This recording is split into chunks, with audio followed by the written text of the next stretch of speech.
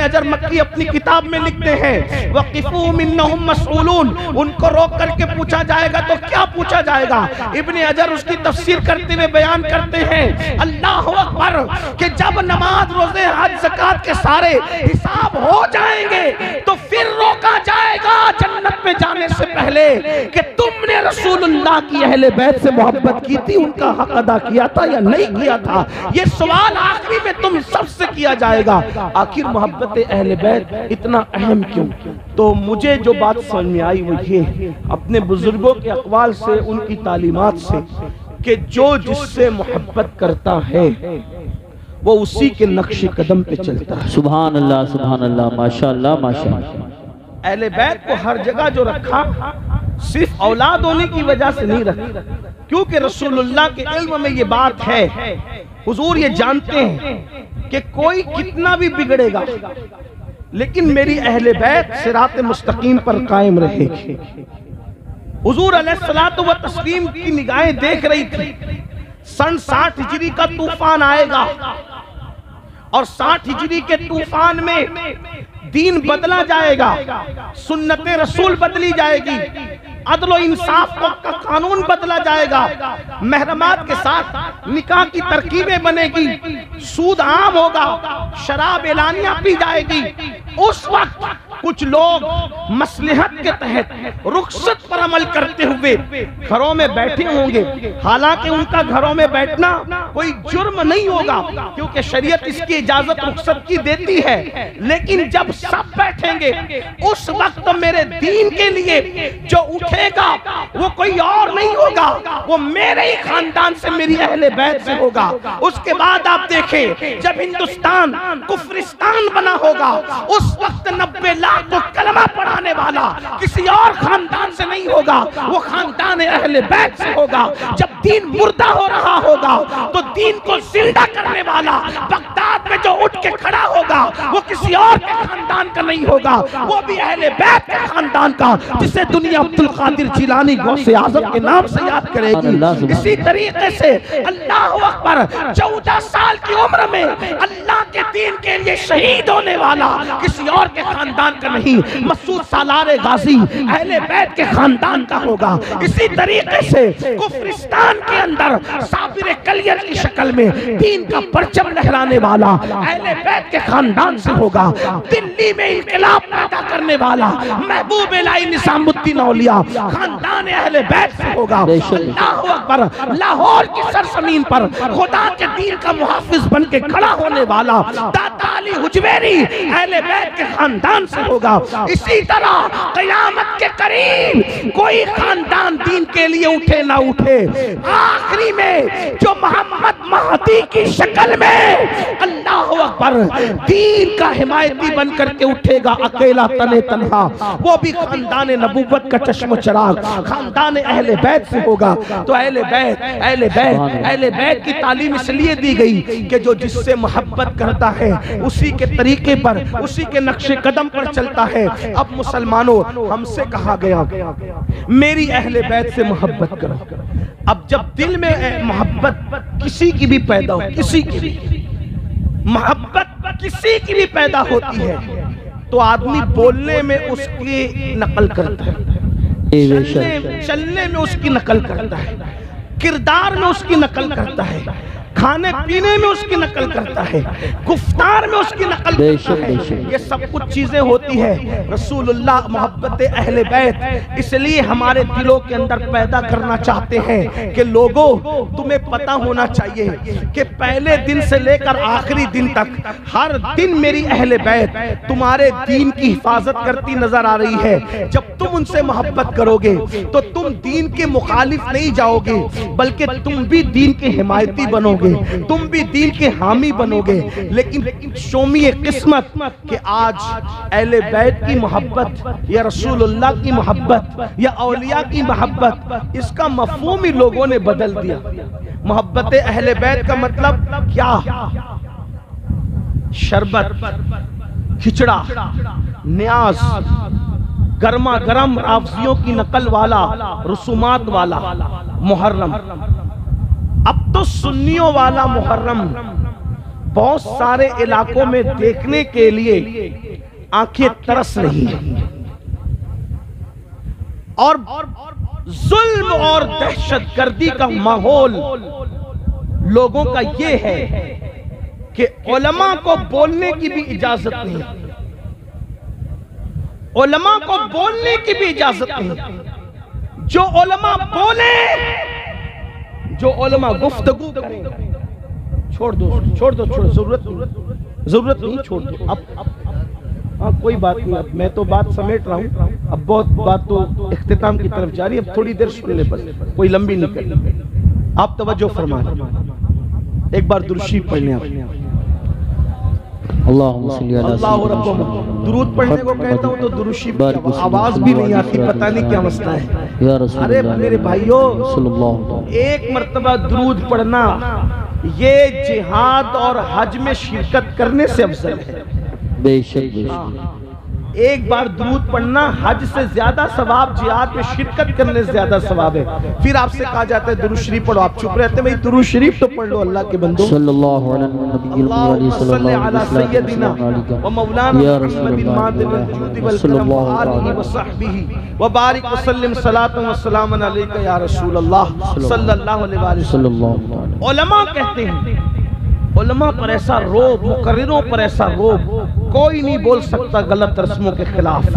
और जो बोलेगा उस पर आस्तीनें चढ़ेगी, उसको माँ बहन की गालियां दी जाएगी, उसको खारजी नासबी कहा जाएगा।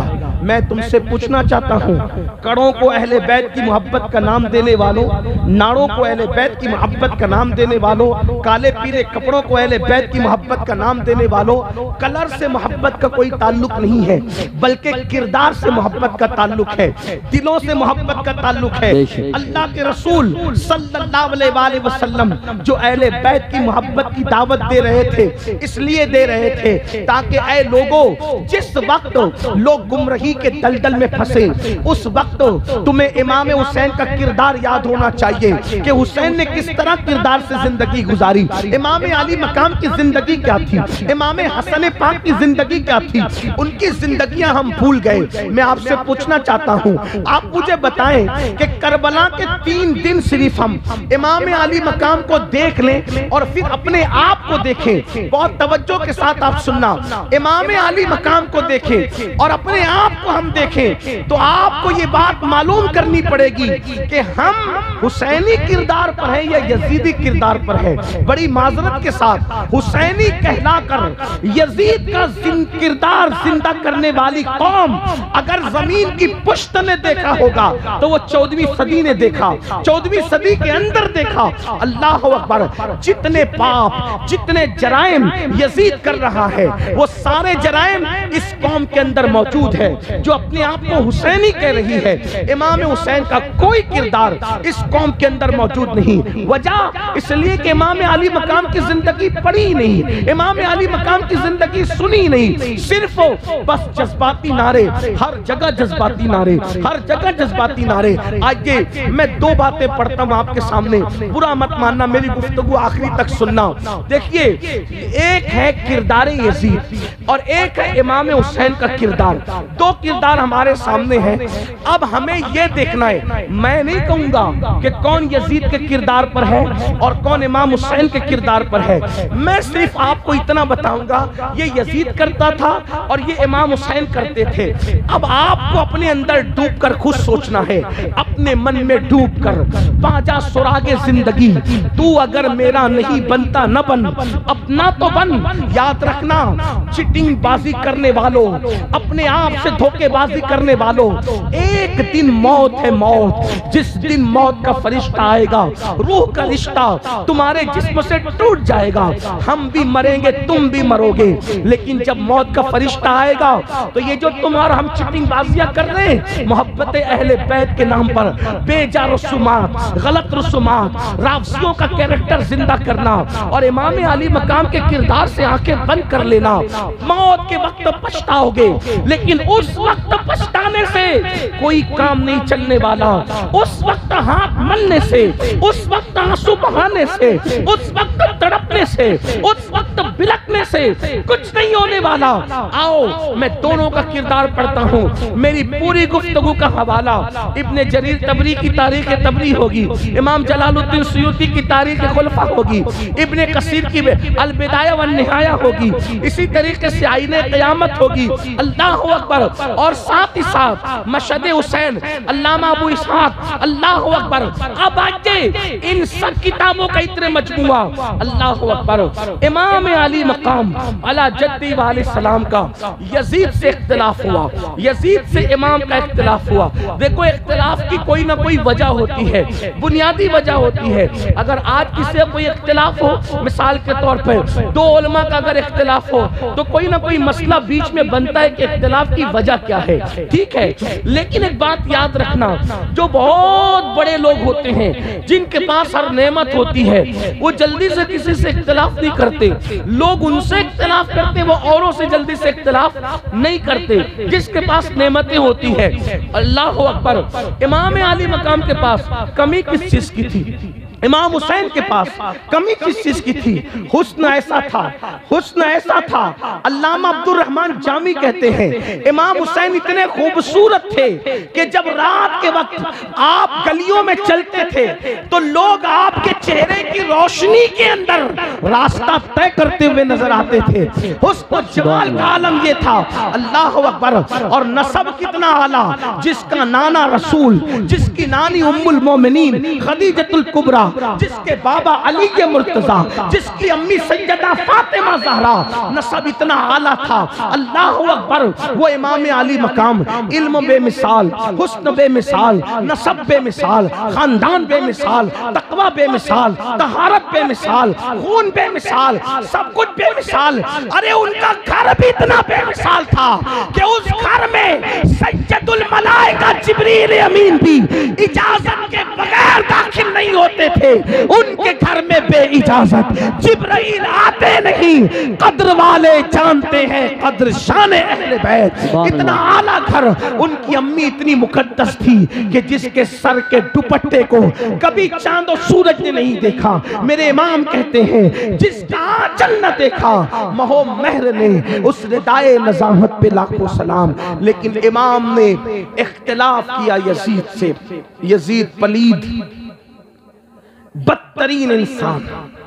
जितनी गंदगियों के नाम मैं ले लूं सारी गंदगियां कम होती है, यजीद ज्यादा गंदा है। ठीक, इतना पलीद है यजीद। यजीद को किसी ने अच्छा नहीं कहा। उलमाए अहले हदीस उन्होंने भी अच्छा नहीं कहा।